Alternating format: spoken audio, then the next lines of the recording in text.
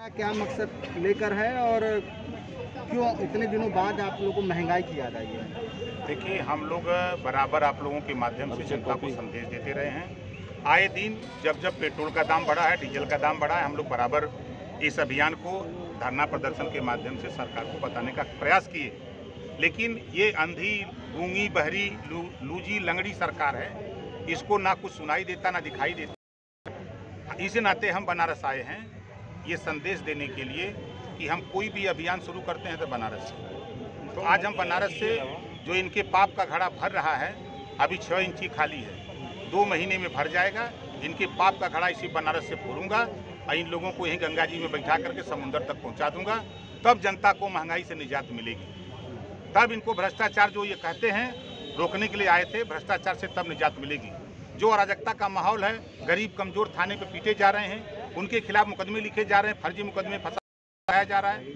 तो इस जो वारदात चीज़ों को लेकर बैठे हैं। आज मुद्दा महंगाई है। गैस सिलेंडर से बढ़ा के 900 कर दिए। सत्ता से बाहर थे तो ये लोग धरना दे रहे हैं। डीजल का दाम जब उस समय 55 रुपया था तब धरना दे रहे थे, क्या हो गया है। डीजल जो है उस समय 50 रुपया दे रहे थे, आज 91 रुपया हो गया।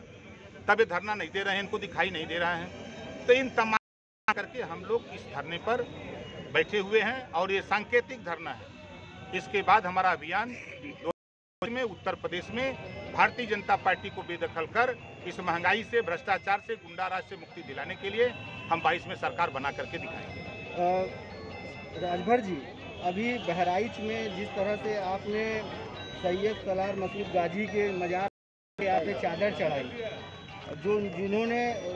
जिनको परास्त करने का काम महाराजा सोहेलदेव ने किया, अनिल राजभर जी ने साफ साफ कहा कि आप लोग राष्ट्रद्रोही। उसके बाद आप इस तरह से आ रहे हैं जनता के सरकार में है तो उनको तो मुकदमा लिखवा देना चाहिए। और लोडर, देखिए, एक होता है लीडर, एक होता है लोडर।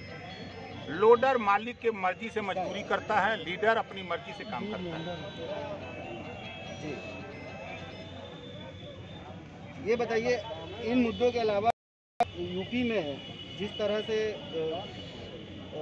मामले और हैं, हिंसा के हैं और क्राइम के हैं, तो इसमें अभी मुनव्वर राणा जो मशहूर शायर, उनका साफ कहना है कि ओवैसी को आगे कर अगर इस तरह से आई तो वो प्रदेश छोड़ देंगे। तो क्या कहेंगे, ओवैसी आपके साथ हैं?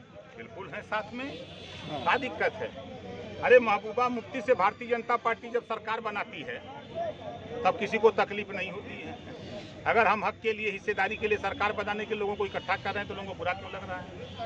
मुनव्वर राणा को क्या कहेंगे आप? देखिए, ये बात तो उनसे पूछें कि मुनव्वर राणा से तब बताएंगे।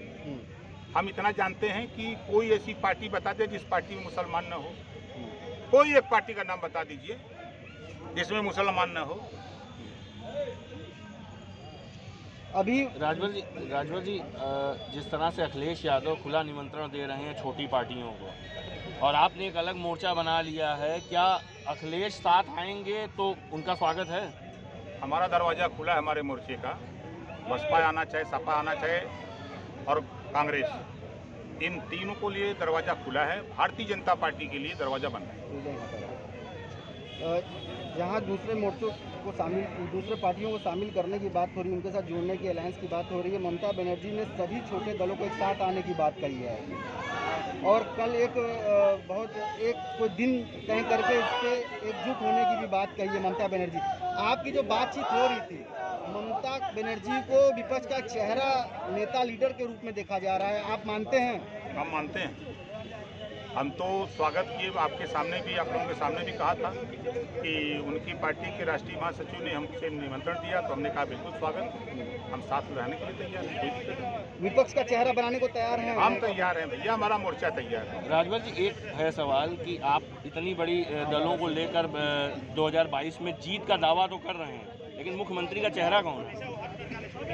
22 के बाद 5 साल में 5 मुख्यमंत्री होगा, 5 जाति का। राजभर होगा, कुशवाहा होगा, पटेल होगा, मुसलमान होगा, चौहान होगा। अब 20 डिप्टी सीएम बनाएंगे। पहले साल 4 डिप्टी सीएम, 5 साल में 20 डिप्टी सीएम 20 जाति का होगा। अर्कबंसी होगा, बंजारा होगा, बारी होगा, बिहार होगा, प्रजापति होगा, पाल होगा, आपका धोबी होगा, धरिकार होगा, सुनकर होगा, खटीक होगा, दुसाद होगा, सब जाति को बनाएंगे। अच्छा। मंत्री जी, कोरोना की सेकेंड वेव आपने भी देखी, बहुत सारे लोगों की मौत हुई थी और केंद्र सरकार में जो स्वास्थ्य राज्य मंत्री उन्होंने कहा कि ऑक्सीजन से एक भी मौत नहीं हुई है। क्या आपको क्या लगता है? राज्यों के हवाले से जो रिपोर्ट गई है केंद्र को, उसका हवाला देते हुए इस तरह की बात तो केंद्र सरकार कह रही है कि ऑक्सीजन की कमी की वजह से कहीं मौत नहीं हुई है। भारतीय जनता पार्टी एक ऐसी प्रयोगशाला है जहां झूठ बोलने की, जुमला बोलने की ट्रेनिंग नागपुर में दी जाती है इन लोगों को, और पूरी की पूरी भारतीय जनता पार्टी ये झूठ बोलती है, जुमला बोलती है। ये जो कहते हैं, इनको वोट से सिर्फ मतलब है। जब यहाँ लोग ऑक्सीजन के लिए, बेड के लिए, वेंटिलेटर के लिए, दवाई के लिए जूझ रहे थे, तो ये सूबे का मुख्यमंत्री, देश का प्रधानमंत्री दोनों बंगाल में, तमिलनाडु, केरल में वोट मांग रहे थे। इनको कहते हुए तनको लाज नहीं लगती है। ये निर्लज लोग हैं, ये कुछ भी कह देते हैं, सोचते कोई बोलेगा नहीं, हम धमका देंगे, ईडी से जांच करा देंगे, सीबीआई से करा देंगे, पकड़ के जेल भिजवा देंगे। अभी मुख्यमंत्री ने ट्वीट किया है कि हम संपत्ति और कुर्क करा देंगे। अरे घबराओ नहीं, 22 के बाद तेरी कुर्क कराऊंगा, घबराओ नहीं। 22 में सत्ता से बेदखल करूंगा, तब बताऊंगा।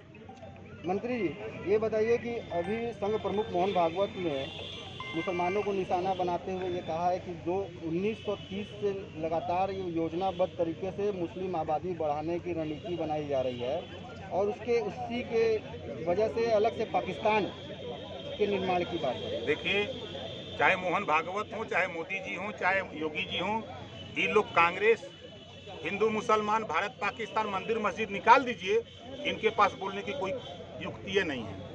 ये हमेशा खाली मुसलमान हिंदू करने की बात करते हैं, हिस्सेदारी की बात नहीं करते। बेहतर शिक्षा समाज में कैसे हो, रोजगार कैसे पैदा हो, इनके स्वास्थ्य के विषय में चर्चा करें, इनके विषय में बोलने की हिम्मत नहीं है। वो जो कह रहे हैं उनका निशाना कांग्रेस है। तो क्या कहेंगे, क्या ये वाले ठेकेदार हैं सब। ठीक।